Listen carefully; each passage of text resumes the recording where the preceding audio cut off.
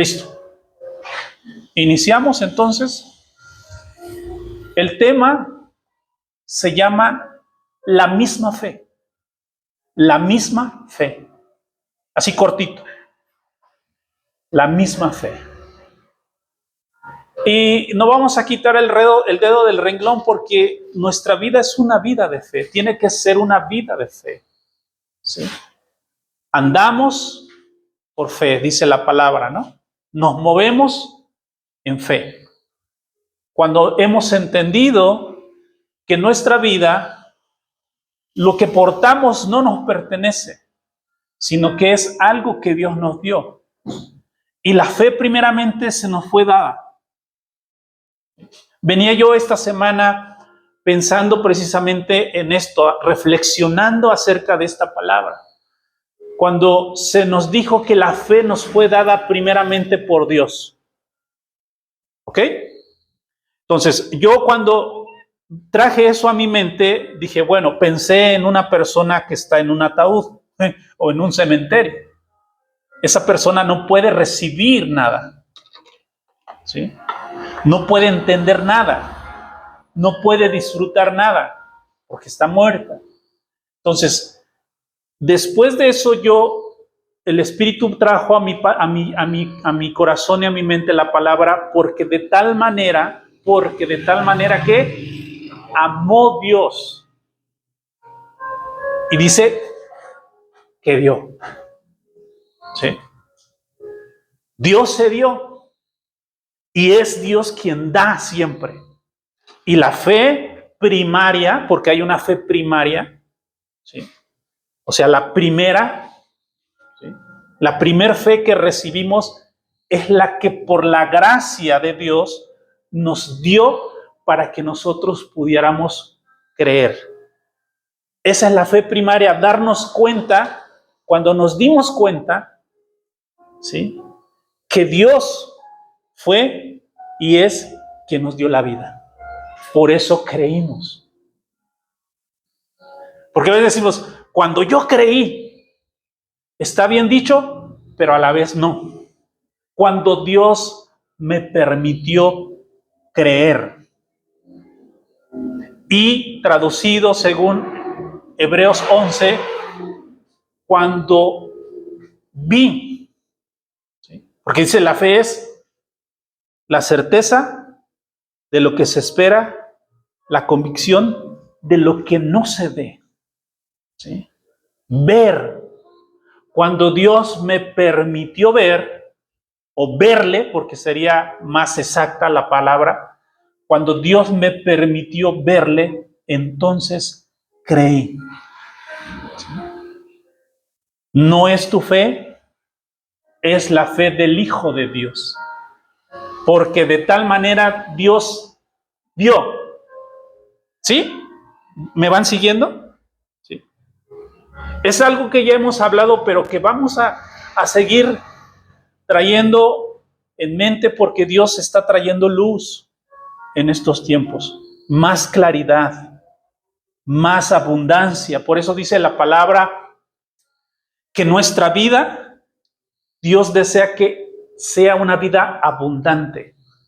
Y en otro tiempo yo interpretaba esa parte de una manera muy natural.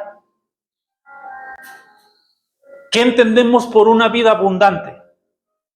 Una vida llena de comodidad, de materiales, donde dices, no me falta nada, yo estoy bien, no necesito de nada, ni que ni siquiera me ayuden porque tengo el recurso. Es una vida abundante, materialista, equivocada. Pero cuando Jesús dice que el deseo de Dios es que tengamos una vida abundante, no está hablando de bienes materiales, aunque lo puede incluir, porque Dios no está peleado con los ricos. ¿Ok? Porque también se dijo que los ricos no van a entrar al cielo. No es lo que quiso decir Jesús. Porque eso también se malinterpreta. Y eso ha causado daño a las personas, porque cuando nosotros o algunas personas ven a una persona de escasos recursos económicos, con ropa muy sencilla o con guaraches en vez de zapatos, le llamamos humilde. Pregunto yo, ¿será realmente una persona humilde alguien que vista de esa forma? No. Yo he conocido gente así que es bien orgullosa, pero bien orgullosa. Entonces, entendemos que no es por ese lado. ¿Sí? La vida abundante tiene que ver con lo que tú y yo vamos descubriendo por el Espíritu, nos fue dado por Dios. Y una de las cosas que nos fue dado fue la fe. ¿Sí? Ahora, esa es la fe primaria. Pero también Pablo dice que debemos ejercitarnos, ¿sí? Que andemos por fe, caminemos por fe. ¿Sí? Entonces, sí, quiere decir que con el recurso que Dios ya te dio, ¿qué es lo que tenemos que hacer con lo que Dios nos dio? ¿Lo escondemos? ¿No? Lo hacemos ¿qué? Crecer y producir. Porque esa fe tiene que dar ¿qué? La fe que tiene que dar fruto. Y tiene que dar más fe. ¿Cómo se traduce eso? En gente creyéndole más a Dios. ¿Sí? O sea, tú y yo tenemos esa responsabilidad. Vaya responsabilidad. Porque fue a la iglesia a quien se le delegó esta comisión. ¿Sí? Fue a la iglesia. No fue a los animales, no fue a la flora, fue al hombre quien se le delegó el privilegio, porque es un privilegio, pero tiene responsabilidad. Entonces, la formación que nosotros tengamos de esta fe, la fe del Hijo, ¿sí? Va a producir más que hijos. Y tiene que ser una fe conforme al diseño y al modelo correcto. No conforme a ¿cómo le llamamos? Mi entorno. Ajá.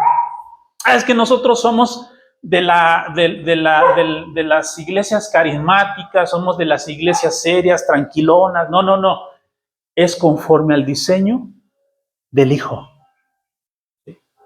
No conforme a lo que yo creo o a lo que yo pienso, sino a lo que Dios dice que debe de ser.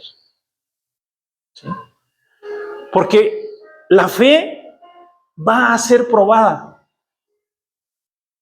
Dice la palabra que el oro se prueba ¿bajo qué? Bajo el fuego.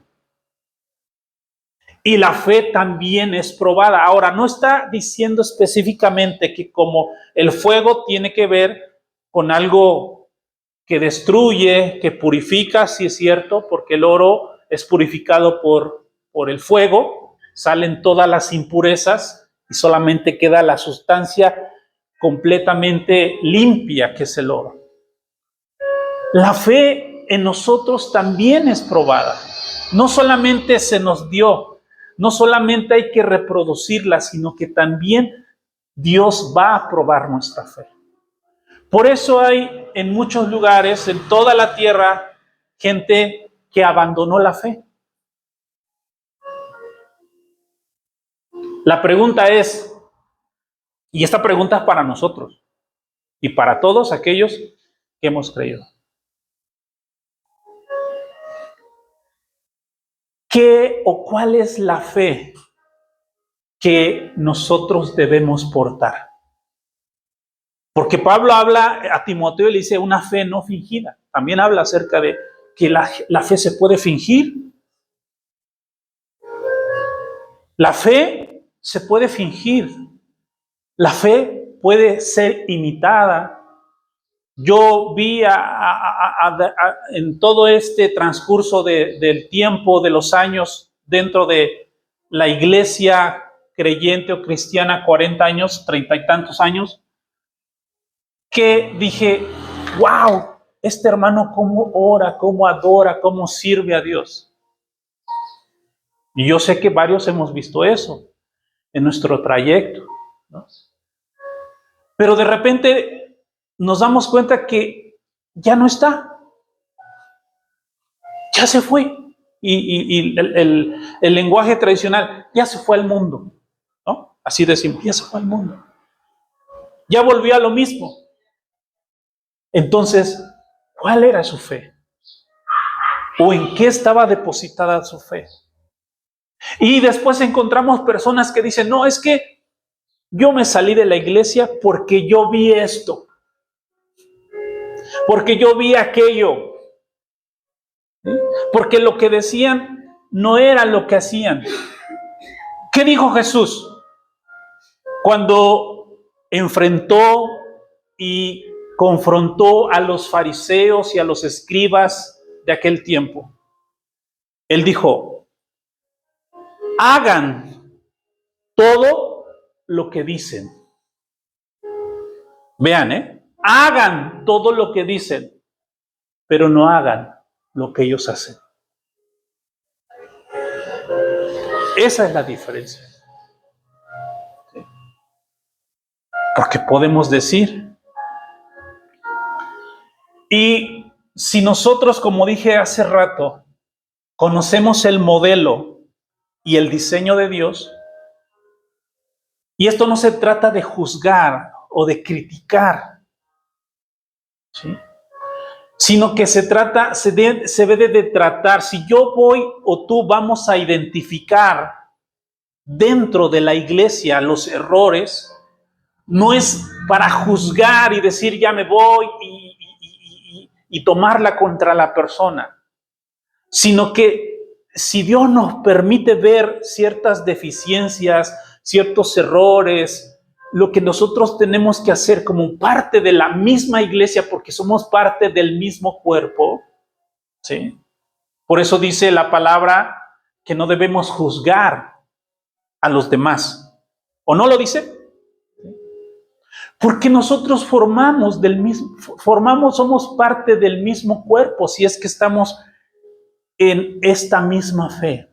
Lo que nosotros tenemos que corregir tiene que ser conforme al modelo y al diseño que Dios nos ha dado. Y todos sabemos quién es el diseño y quién es el modelo.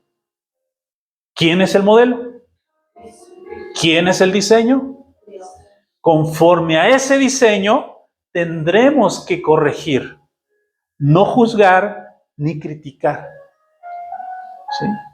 Porque luego se ve cuando alguien está señalando en mal plan, ¿sí? Y cuando dice algo, pero para que haya una corrección, porque tiene que ser con gracia.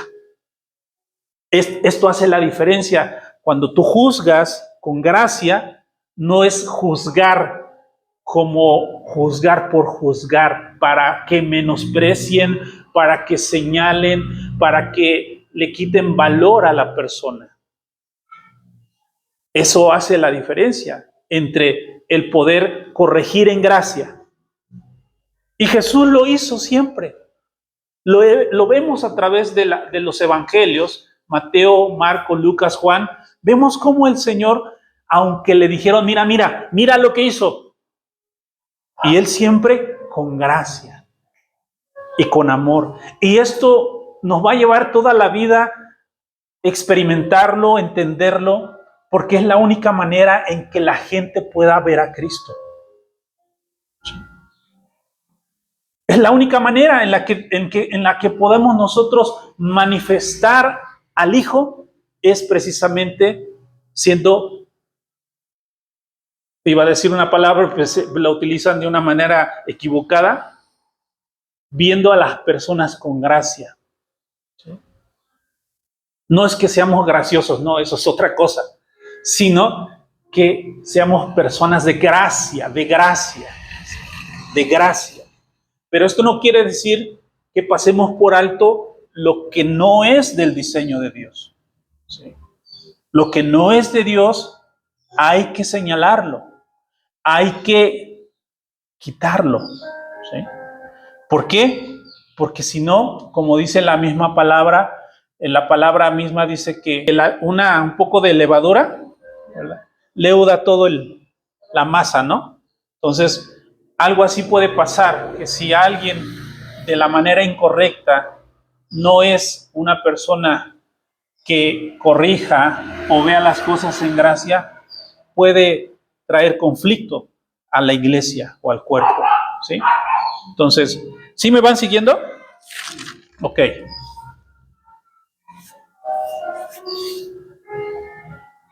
Dice el apóstol Pablo que debemos pelear la buena batalla de fe. Y fíjense que en otro tiempo no la había entendido de esta forma y ahorita ya entiendo un poquito más acerca de esto. Cuando se hace o se inicia una guerra, llámese la situación por la que se inicie, sea razonable o no, siempre creo yo que las guerras no van a ser razonables, ¿verdad? Porque se pierden vidas. ¿Sí? Entonces, Pablo dice que debemos hacer batalla o defender la batalla y habla de una guerra, ¿no? He peleado la buena batalla, ¿sí? Y esa batalla era ¿qué? De fe, ¿sí? Y en lo natural, la pregunta que decía es que la mayoría de las guerras tienen el eslogan del nombre por lo que están peleando. Pónganse a pensar. Dentro de las guerras, quien hace una guerra, de alguna forma pone el nombre por lo que está peleando.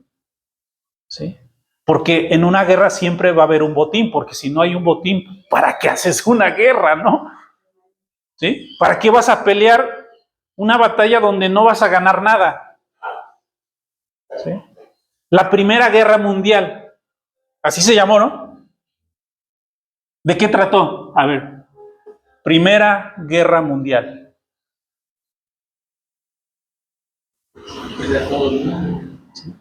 ¿De quién iba a ejercer el poder? De todo el mundo. ¿Quién la ganó? No las potencias, una de ellas Estados Unidos. No ha tenido influencia en todo el mundo, no la tiene, no por eso es uno de los países más poderosos del mundo, o así se le cataloga. ¿Sí? En la antigüedad, por ejemplo, aquí en México, en aquella época, cuando España o Roma, pero vamos a poner el ejemplo de nuestro país. ¿Por quién fuimos conquistados? ¿Qué trajeron los españoles? ¿Qué trajeron? Que, a ver, cosas, a ver, que en este momento Dios o estás tratando de entender por qué es que nosotros, como mexicanos, fuimos conquistados. España trajo espada, obviamente, la guerra, ¿verdad? Pero trajo cultura. ¿Qué más trajo? Ahí está. Y una nación o un pueblo, según la historia, no es doblegado o doblegada hasta que introducen la fe de la cual trajeron a ese lugar. Ellos trajeron religión. Y fue hasta que ellos, los españoles, doblegaron por la fe a México, fue que México fue conquistado. No sé si me siguen. ¿Sí me van siguiendo? ¿Sí? Una nación es doblegada, obviamente, por la fuerza, pero en el aspecto interno, en el aspecto de mentalidad, es doblegada porque le imponen o le enseñan una fe distinta a la que ellos creían. ¿Sí? Cuando los españoles trajeron la religión, les empezaron a enseñar qué es lo que tenían que creer. Y cuando ellos lograron entender, o más bien cuando ellos lograron obtener que ellos debían de creer en lo que les enseñaron, automáticamente fueron dueños de todo. ¿Entendemos por qué es importante la fe?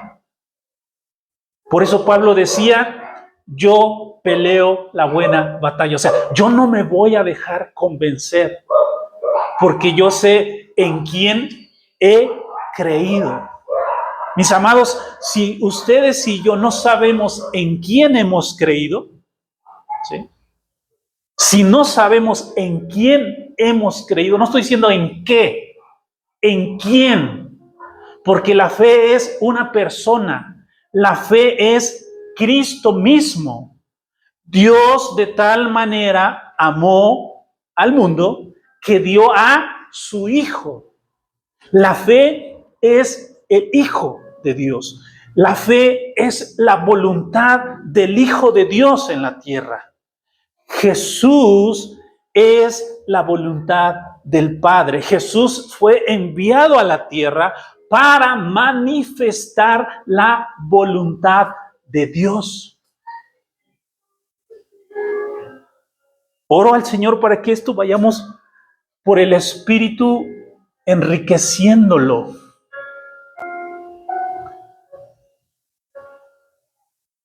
Porque seremos juzgados, según leemos la Escritura, en quien hemos creído. O de alguna forma parafraseado, tú y yo seremos juzgados por quién o en quién hemos creído. ¿Sí? Desde el principio Abraham, fíjense bien, esto tiene que ver desde el Génesis. Dice la palabra que Dios le dijo a Abraham, sal de tu tierra y tu parentela, porque te voy a llevar, todo parafraseado, los que han leído la Biblia van a entenderlo más. Sal de tu tierra, sal de tus familiares, deja todo, porque yo te voy a llevar a una tierra, te voy a dar una nación, o voy a hacer de ti una nación. ¿Sí? Y dice la palabra que Abraham creyó a Dios y le fue contado por justicia. Porque nosotros somos salvos por medio de ¿quién? De la fe. ¿Sí? Somos salvos por medio de la fe. Porque nosotros hemos creído que Dios envió a su Hijo para salvar y rescatar lo que se perdió. Y dentro de ese rescate estaba el hombre. Dios rescató al hombre de la perdición. Dios le dio vida al hombre porque estaba muerto a través de enviar a su Hijo. Entonces, por ese motivo, por esa razón tan grande y poderosa que a veces minimizamos, nosotros seremos juzgados. Por eso yo siempre he dicho que Dios puede justificarse al final en la vida de alguien que va al infierno o no. ¿Sí? Por eso la palabra misma dice que no son por obras. ¿Sí? Nadie se puede gloriar de decir, pues yo estoy en Cristo porque era una buena persona. Es por la fe. Por la fe. ¿Sí? Es algo que Dios da. ¿Sí? No es algo que nace en ti, no nace en ti la fe. A veces pensábamos que sí, yo ya creí. No, Dios te ayudó a creer para que lo entendamos más claro. Dios depositó fe, entonces creí. Por cuanto creí, dice la palabra, ¿no? ¿Sí? ¿Sí? Por cuanto creí. ¿Sí? Eso es fe. ¿Sí? Entonces, es la fe aquella perspectiva de Cristo, es la visión del Padre, la mente y la vida de Cristo que tiene que manifestar su propósito en la tierra. ¿Sí? Porque eso fue lo que hizo Cristo, venir a manifestar el propósito del Padre. Y el propósito del Padre es que lo conociéramos, que se conociera a Dios como Padre, como alguien que desea lo mejor para el ser humano, como alguien que desea el bienestar para las personas. Entonces, podemos concluir cuando dije hace rato que Dios puede justificarse, enviar al infierno, y lo digo con palabras humanas para que se entiendan. Dios al final de los tiempos se puede justificar enviar a alguien al infierno. Simple y sencillamente porque Él dio a su Hijo para que no se perdiera eternamente. Y si la persona renunció, rechazó, no quiso, ¿sí?, entonces Dios se puede justificar. Por eso hemos hablado de exculpar a Dios. Dios no tiene la culpa de lo que está pasando. Dios no tiene la culpa de la guerra que hay ahorita. Dios no tiene la culpa del deterioro del medio ambiente, del clima. No tiene la culpa de la gente que se muere en África, en India. No tiene la culpa. Porque ese es el resultado de cómo el hombre ha querido vivir bajo su propia ideología, bajo su propia perspectiva de la vida, bajo su propio criterio, bajo su propio sistema. Y ningún sistema humano hará que el hombre progrese. Ninguno. Llámese comunismo, fracasó. ¿O no? ¿O no fracasó el comunismo? Llámese capitalismo, sigue fracasando. Ya sea derecha, izquierda, partidos que se formen con ideologías, ninguno de ellos traerá a la vida del ser humano lo que Dios puede traer. Ninguno. Por eso Dios no es culpable. ¿Sí? Cuando alguien les diga, oye, pero ¿por qué Dios permite? A ver, permíteme mejor tú. Dios no es culpable. Porque el hombre decidió o ha decidido por sí mismo, por voluntad propia, vivir ajeno a Dios. Y si tú vives ajeno, si las personas en el mundo quieren vivir ajenas a Dios, obviamente no van a conocer lo que Dios desea para ellos. Y lo que desea, dice la palabra, mira que tengo planes de bien para tu vida y no de mal. Mira que he puesto delante de ti la vida y la muerte. Escoge la vida, digo. ¿Sí?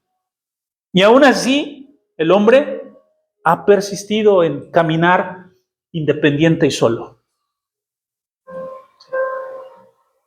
Independiente y solo. Y después, Dios tiene la culpa. ¿Por qué Dios? ¿Por qué Dios? Dios ve a dos personas en la tierra. Acuérdense del primer hombre llamado Adán, hombre creado por Dios. Y después el hombre enviado, que es el postrer Adán, que es Cristo Jesús, porque Dios de tal manera amó al mundo que envió. ¿Sí? Y la palabra enviar viene de enviado, el nombre, por decir, sí, el nombre apóstol tiene que ver con ser una persona enviada. Apóstol significa ser enviado, ¿sí? Hombre que viaja con una misión, ¿sí? Eso significa la palabra apóstol. Y todos nosotros hemos sido, ¿qué? Enviados. Nuestra labor es apostólica. Tenemos una misión, ¿sí? Hemos sido comisionados.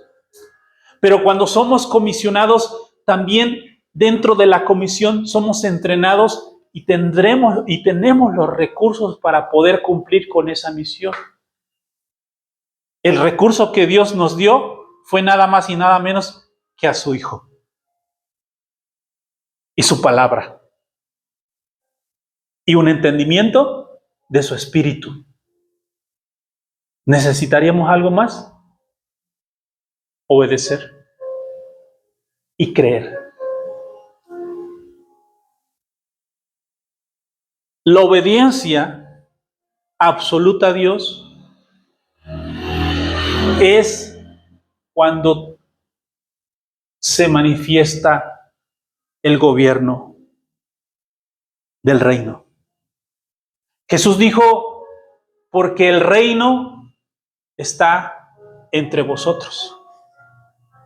Se refería hacia Él, porque Él siempre obedeció al Padre hasta la muerte. ¿Sí? El reino se cumple, repito, y se manifiesta cuando tú y yo somos obedientes a la voz de Dios. Ahí estamos en el reino y estamos manifestando el reino. Así lo hizo Jesús. Yo hago la voluntad del que me envió. Yo solamente me alimento, o mi comida y mi bebida es hacer ¿qué? La voluntad de mi Padre.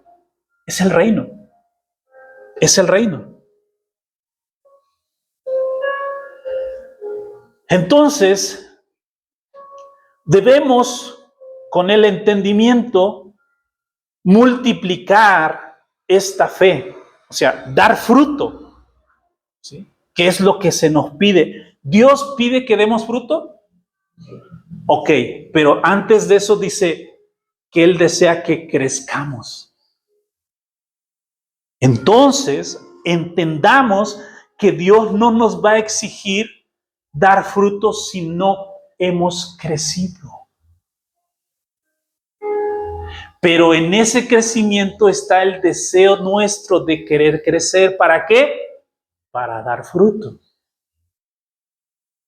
Porque Dios quiere que demos fruto. ¿Sí? Y que sea un fruto abundante. Porque es la manera en la que nosotros honramos y glorificamos a Dios. ¿Sí? Honramos y glorificamos a Dios cuando damos fruto, cuando somos obedientes. No cuando leemos y sabemos toda la Biblia, no cuando no faltamos a una reunión, aún ahí todavía no glorificamos a Dios como debería de ser. ¿Sí? Sino cuando obedecemos y por causa de nuestra obediencia, ¿sí? Manifestamos ese fruto y eso la Biblia le llama frutos de justicia, que son dados de manera natural por la fe que portamos en Cristo. Y nadie se va a gloriar de nada. Ay, es que yo oré y hubo una sanidad. Es que yo oré y hubo un milagro. Nadie se puede gloriar de eso. Puede darle la gloria a Dios, pero esa es la consecuencia de vivir bajo obediencia. Por eso el Padre jamás le limitó los milagros a Jesús. ¿Qué hacía las personas cuando iban con Él? Pedían un milagro, pedían sanidad, pedían cosas que necesitaban de manera inmediata, y Jesús sabía que eso estaba dentro de la voluntad de Dios, porque al final de cuentas Él deseaba, corre por mi cuenta, que ellos tuvieran al menos una fe primaria. Porque Jesús luego lo menciona y le dice, al menos por lo que hago yo, crean. Al menos por eso crean un poco. No estoy diciendo que me coronen como rey. Dice, pero al menos crean por las obras que yo hago. Imagínate, no creer estando viendo la obra de Dios manifestada, eso sí es pecado. Eso sí es pecado. Por eso Jesús dijo, fíjense bien, estamos hablando de fe, todo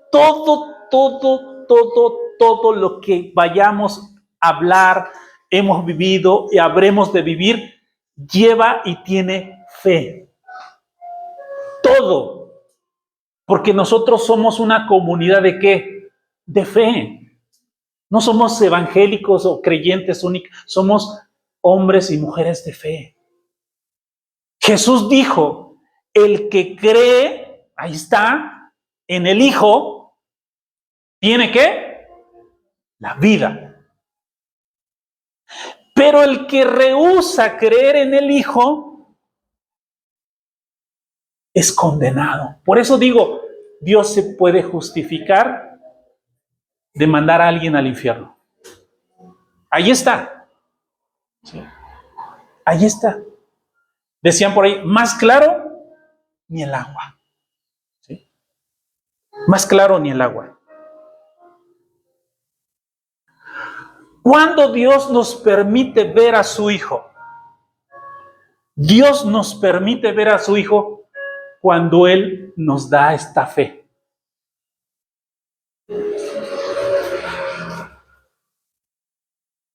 ¿Sí me sigue?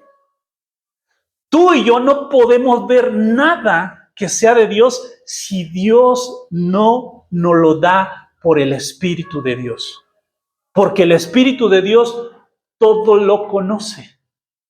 O sea, no habla del espíritu del hombre, aunque hay un espíritu del hombre, pero solamente por el Espíritu de Dios es que conocemos o podremos conocer de Dios. ¿Sí?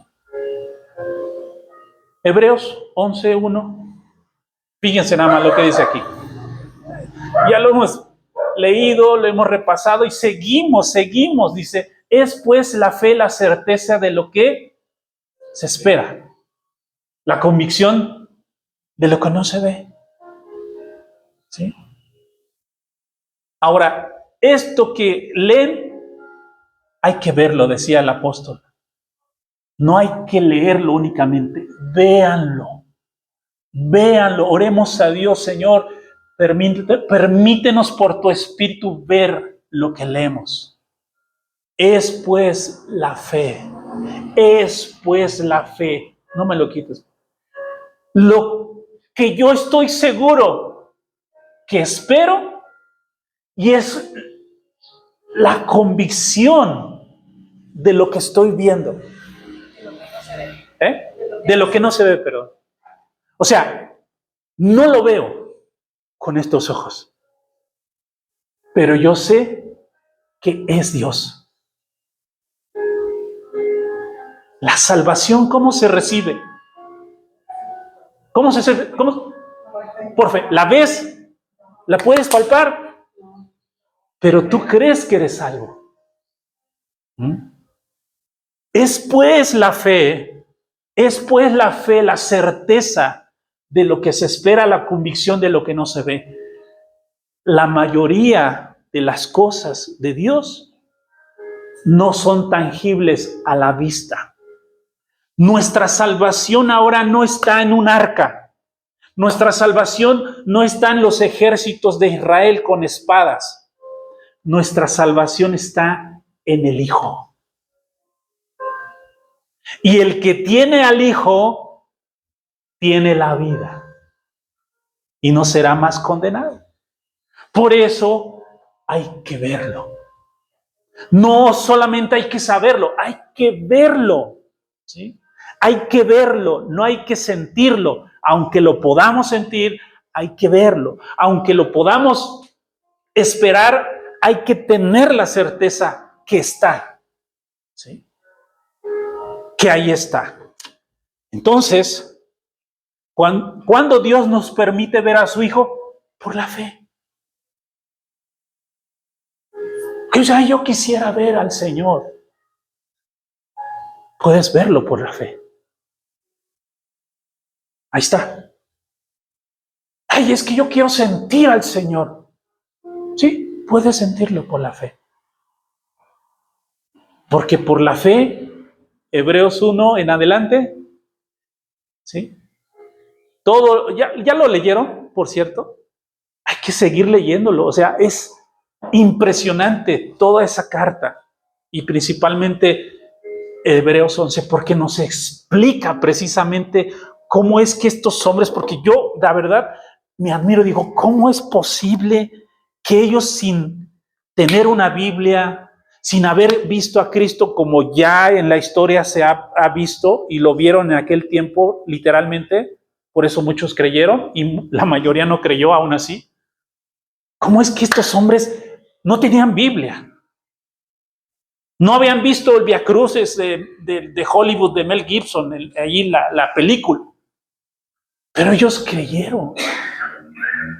Y dice la palabra que por esa fe, dice, se enfrentaron a ejércitos. ¿Sí? Por esa fe.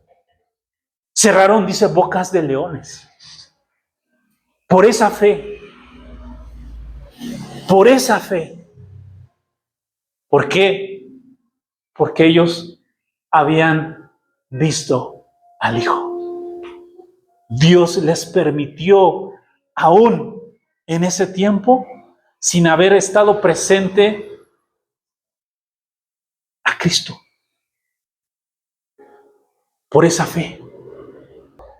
Es 11:3 dice, por la fe entendemos haber sido constituidos el universo por la palabra de Dios, de modo que lo que se ve fue hecho de lo que no se veía. Ahí está.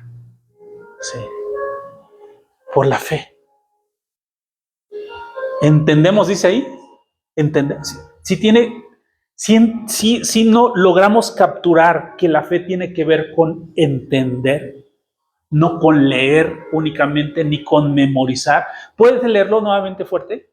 Por la fe entendemos haber sido constituidos el universo por la palabra de Dios, de modo que lo que se ve fue hecho de lo que no se veía. Amén. ¿Cobra más sentido tal vez esto? Porque había un debate en Santiago donde le decían, yo tengo obras, ¿tú qué tienes? ¿No? Esa podría ser a veces la batalla.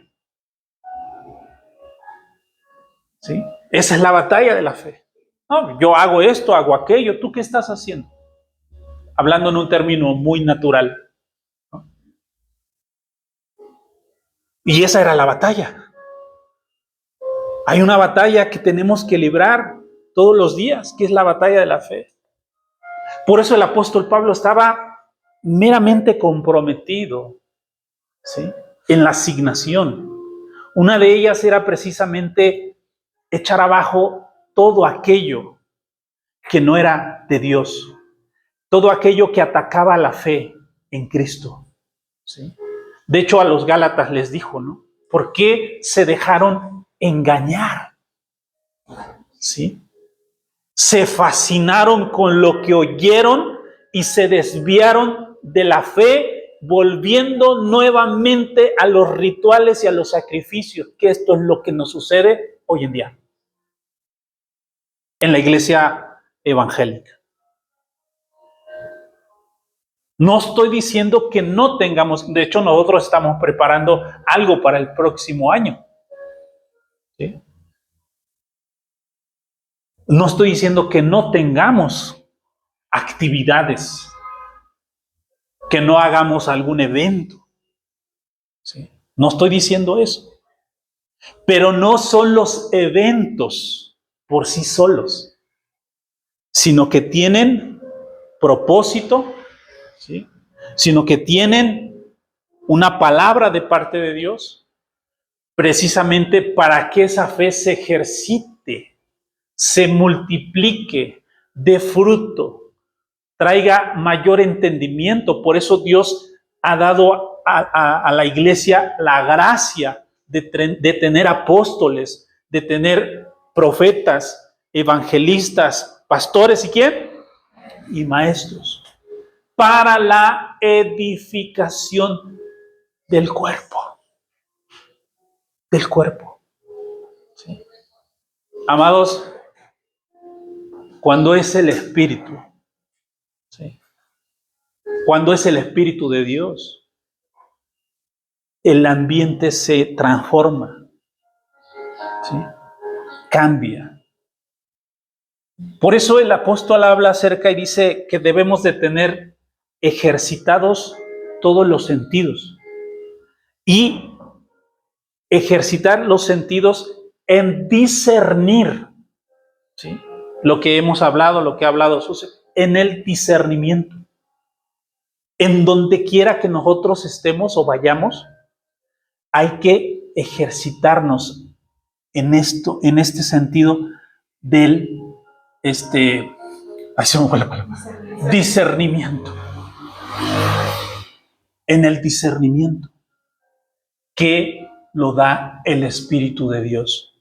Y creo que es bueno en este tiempo practicarlo.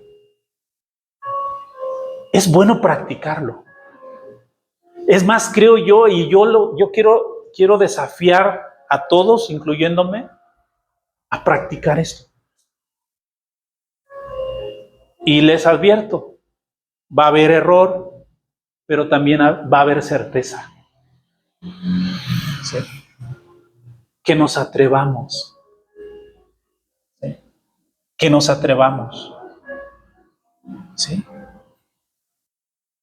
Hemos criticado a algunos que aparecen en la Biblia, pero también hay que enaltecer que tuvieron fe.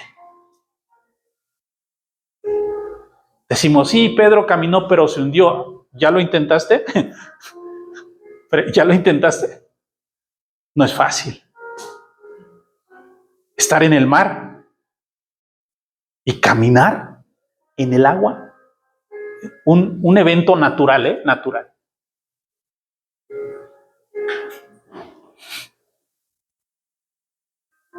No es fácil. Hay que prepararse. Hay que inquirir. Hay que buscar. Amados, quiero terminar al menos esta introducción porque, perdóneme, pero no pude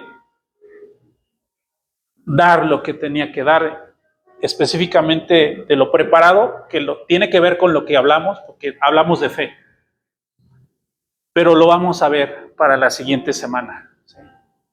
Pero creo yo que es importante seguir poniendo siempre fundamento. ¿Sí? Fundamento, sustancia. ¿Sí? Sí, entendemos, ¿verdad? De lo que es la sustancia de Dios o de Cristo en nuestras vidas. Entonces, vamos a dar gracias a Dios. Vamos a seguir echándole ganas o no. ¿Se animan o no? ¿O se desanimaron de oír todo lo que oímos? Amado, te damos gracias en esta tarde. Ya, gracias por nuestras vidas. Gracias por este cuerpo, Señor. He orado, Señor, y te doy gracias porque estás abriendo nuestros ojos, Dios. Estamos viendo cómo tu cuerpo, Señor, tu cuerpo es hermoso, es maravilloso. Cómo va tomando la silueta, Señor, de tu Hijo, este cuerpo, esta iglesia, este pequeño lugar, Señor. Y yo te doy gracias por las palabras que hace unas semanas nuestra hermana Lupita lo dijo. No tiene la idea de cómo fortaleció mi vida, cómo ha fortalecido mi fe cuando dijo, yo me quedé en este lugar porque vi la fe en ustedes, que aunque éramos 3, estábamos presentes. Gracias, Señor. Porque fui confortado, Señor, por esas palabras. Porque al oír esas palabras, Señor, dije, vale la pena. Y seguirá siendo de gran valor y seguirá valiendo la pena, Señor, si somos más de 3. Si somos más de 3, Señor. Gracias. Gracias. Te amamos, Señor. Te amamos porque estamos comprendiendo cuánto amor tú nos diste antes de conocerte. y todo lo que has traído a nuestras vidas, estás trayendo y nos estamos dando cuenta de lo que nos has dado, Señor.